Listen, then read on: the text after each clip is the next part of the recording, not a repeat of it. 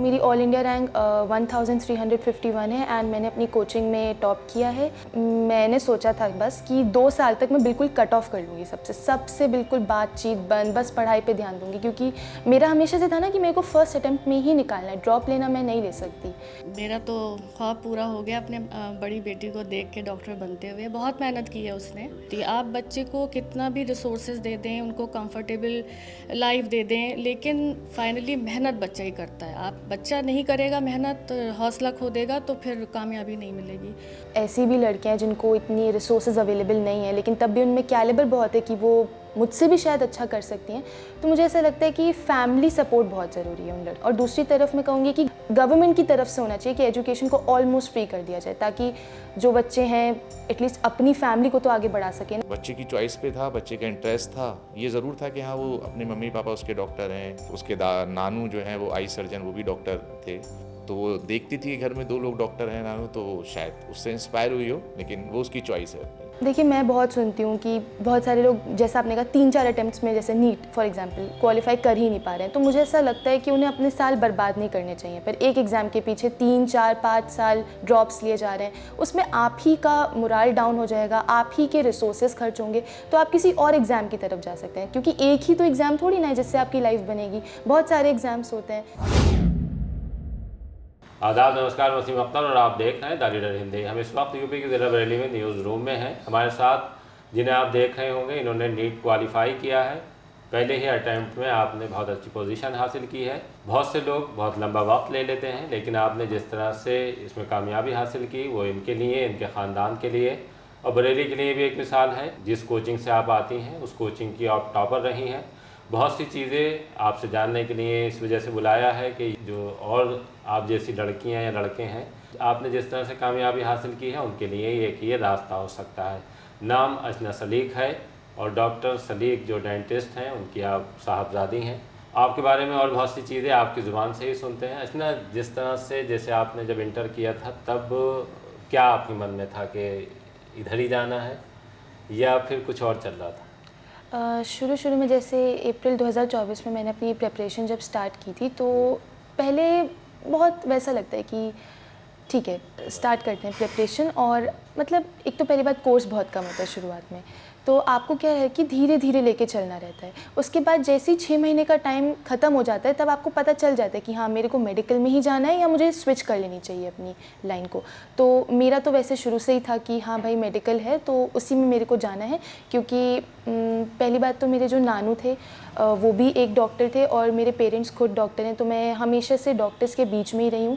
And second, मुझे लगता था कि जो मेडिकल लाइन है वो एक बहुत ही नोबल प्रोफेशन में आता है। मतलब आपको मौका मिलता है कि आप लोगों की मदद कर सकें, और स्पेशली जब आपको पता लगता है ना कि आपने जान बचाई है किसी की, तो आपको अंदर से बहुत सुकून मिलता है, एक अच्छी फीलिंग आती है। तो हमेशा से मुझे ये लगता था कि हाँ, डॉक्टर ही बनूँगी।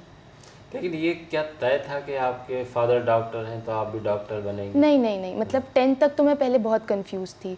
तो मेरे फादर जो थे वो मुझे कहते थे कि, क्योंकि ऑफ कोर्स वो मेडिकल फील्ड से थे, मेरी मम्मी भी मेडिकल फील्ड से थी, तो वो मुझे बताते थे कि इसके प्रोज एंड कॉन्स क्या हैं।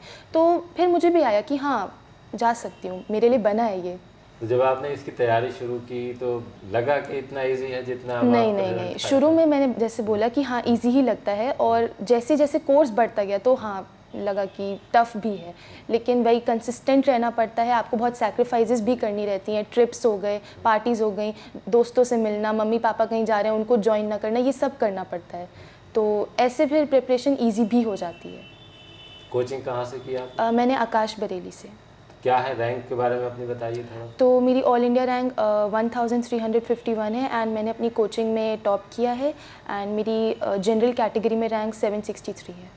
तो आप पढ़ने में ऐसी तेज़ थी या ये नीट में इतनी तेज़ी आ गई? नहीं, बचपन से पढ़ने में मैं अच्छी थी, मतलब क्लास में फर्स्ट सेकंड थर्ड पोजीशन पे ही आती थी हमेशा कहाँ से शुरुआत हुई पढ़ाई की? तो शुरुआत में बचपन में तो मतलब मैं लाइक केजी जो प्री नर्सरी होता है वो मैंने सेंट जूड से किया था, और उसके बाद केजी जो था और 10th तक मैं Saint Maria Goretti inter college Bareilly से ही कर रही थी। सेंट जूस की अगर हम बात करें तो सेंट जूस में ही जाने का क्या आपके पापा वापा ले गए थे या ये किसी ने बताया था कि सेंट जूस? एक्चुअली क्या है, जो सेंट मारिया स्कूल है वो ऑल गर्ल्स स्कूल था, तो मेरे पापा को हमेशा लगता था कि बेहतर रहेगा अगर मैं एक ऑल गर्ल्स स्कूल में पढूं।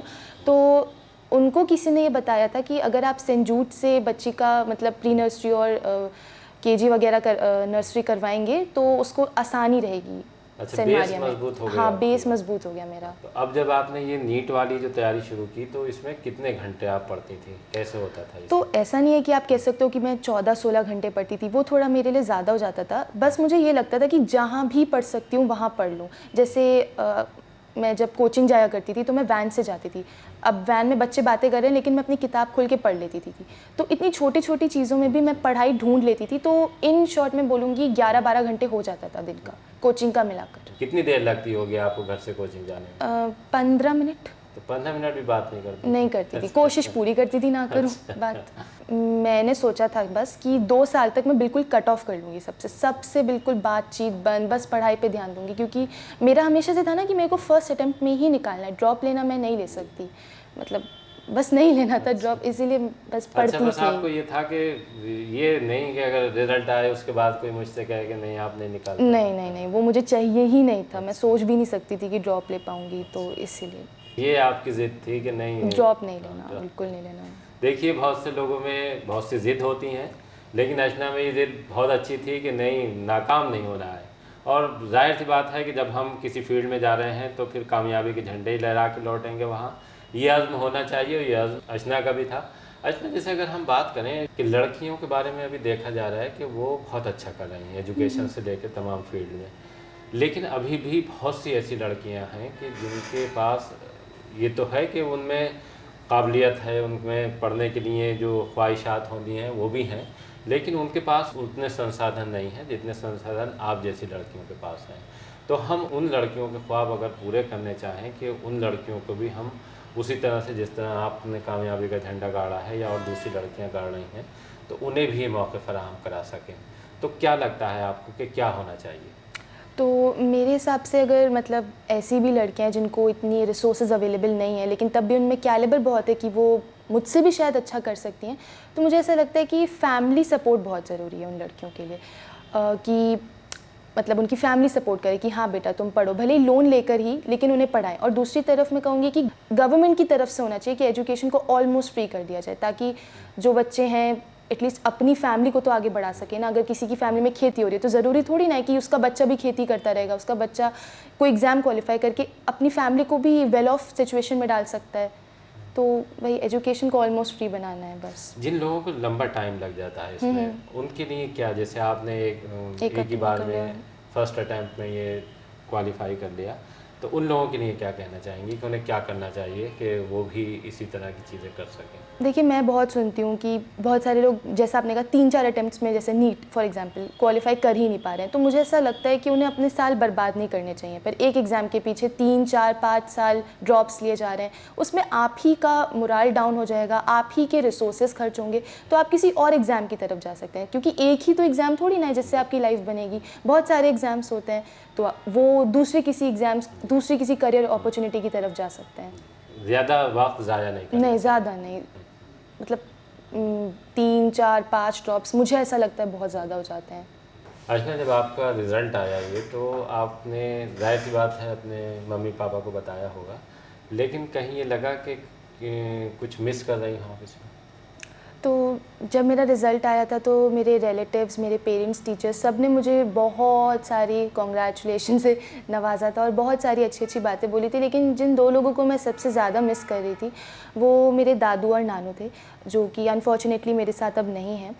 तो पहली बात ये कि मेरे जो दादू थे वो हमेशा से मेरे पापा को बोलते थे कि अर्चना को डॉक्टर बनाना, और उनका सपना था कि मैं MBBS करूं, डॉक्टर बनूं, फैमिली में पहली MBBS डॉक्टर बनूं, वो हमेशा से ये चाहते थे। और दूसरी बात ये, क्योंकि मैंने बताया मेरे नानू खुद एक डॉक्टर थे और मैं उनकी पहली नवासी थी, तो वो मुझसे बहुत प्यार करते थे। क्या नाम था उनका? डॉक्टर शरीफ आलम। वो भी चाहते थे कि मैं भी डॉक्टर बनूँ। तो इन्हीं दोनों की मुझे सबसे ज़्यादा आज याद आ रही थी और कल भी आ रही थी।